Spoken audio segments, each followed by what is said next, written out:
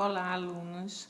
Na nossa aula de hoje, nós vamos falar sobre um gênero textual muito interessante, que são as fábulas, certo?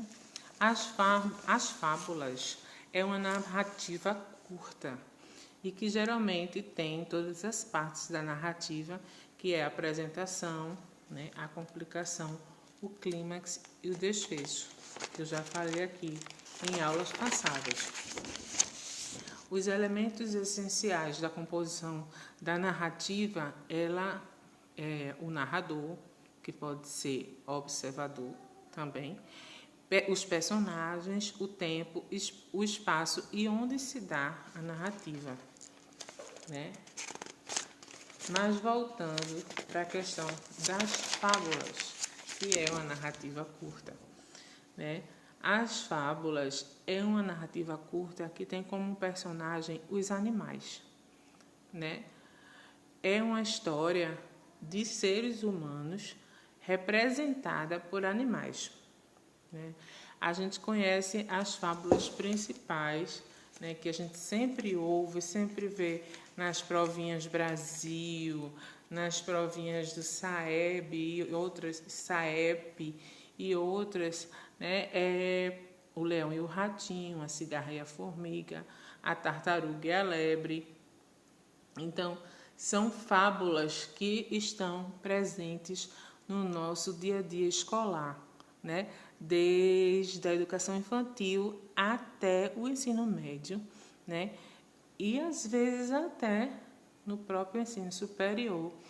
Muitas vezes os professores se utilizam de fábulas para levar um ensinamento, uma lição moral. Essa é a principal função da fábula. E como ela trabalha com os personagens sendo animais, quando a gente fala do leão, a gente lembra o quê? A força. Quando a gente fala do rato, a traição, a sujeira. A galinha, a covardia, em ser engraçada. A raposa, traidora, astuta, esperta. Então, a formiga, o trabalho, né? A formiga é sempre vista como trabalhadora, né? As características principais são exatamente essas, né? Cada animal simboliza uma característica humana, né? As fábulas, elas transmitem valores, né? E critica condutas também, né? É um gênero textual narrativo curto. E as fábulas, elas começaram lá no Oriente, né? Alguns estudiosos dizem que começou lá na Índia. Mas quem começou a contar as primeiras fábulas foi um escravo chamado Esopo, né? E ele era um escravo que viveu no século V a.C., lá na Grécia. Ele idealizou as fábulas, ele trabalhava numa casa, né, como empregado doméstico, né, e todas as histórias dele tinham animais. Esopo, ele foi um fabulista grego e ele nasceu mais ou menos em 620 a.C. Suas fábulas encantaram tanto o seu dono que o mesmo o libertou. E ele visitou cortes, palácios, tudo por causa das suas fabulosas fábulas, né? E outras fábulas, muitos anos depois, foram escritas também por um homem chamado Jean de La Fontaine. E temos esse La Fontaine, não sei se está certa a pronúncia. E eu tive o prazer de doar esse livro de Jean de La Fontaine, com muitas fábulas, né? Que ele tem mais de 124 fábulas. O Esopo tem mais de 300 fábulas. Já o Jean de La Fontaine tem 124 fábulas, divididas em 6 capítulos, né?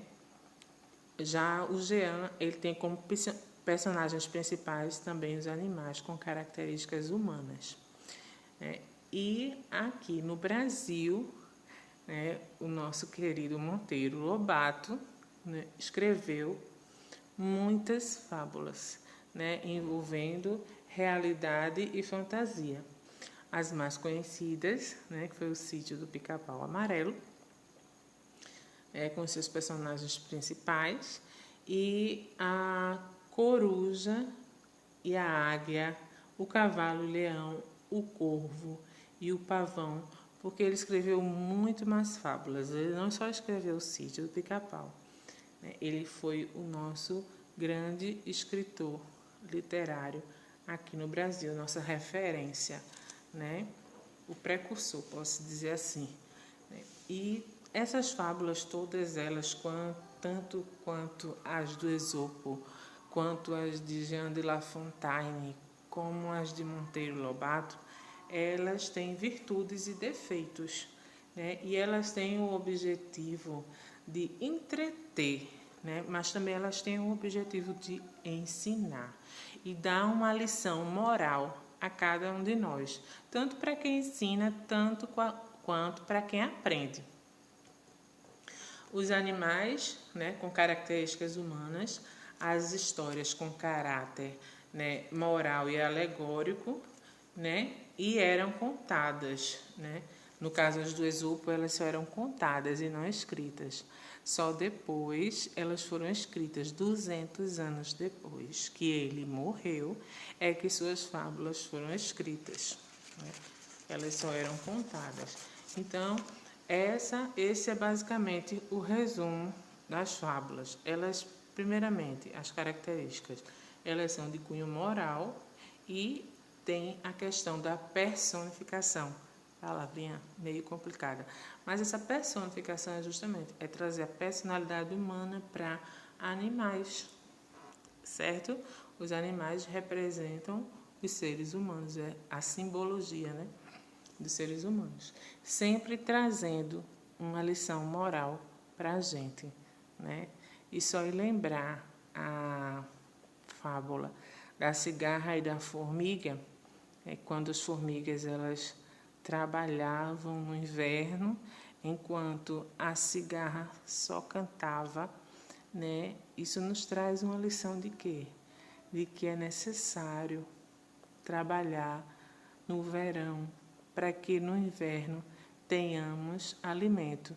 É necessário trabalhar nos dias mais fáceis para que nos dias difíceis possamos ter alguma reserva para a vida, né? Entre outras morais, né?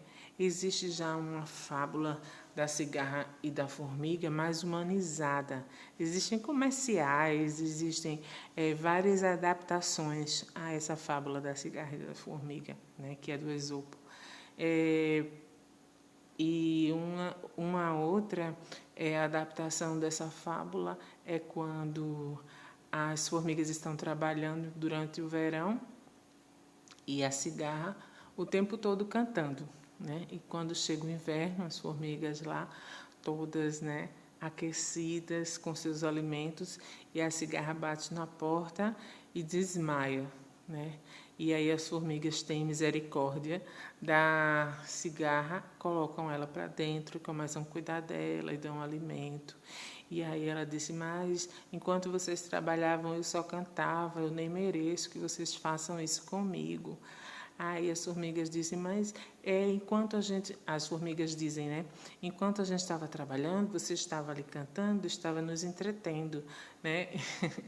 Então, essa é uma versão, podemos dizer assim, mais humanizada da fábula da cigarra e da formiga, em vez daquela que diz, você cantou no verão, então agora no inverno você dance, né? Mas é para a gente refletir mesmo. As fábulas, elas trazem sempre esse cunho moral para a reflexão das nossas vidas e das nossas ações. Nesse momento agora, né? É um momento de reflexão e as fábulas, elas são bem pertinentes para este momento que a gente está passando. Um grande abraço, até a próxima aula com um novo gênero textual.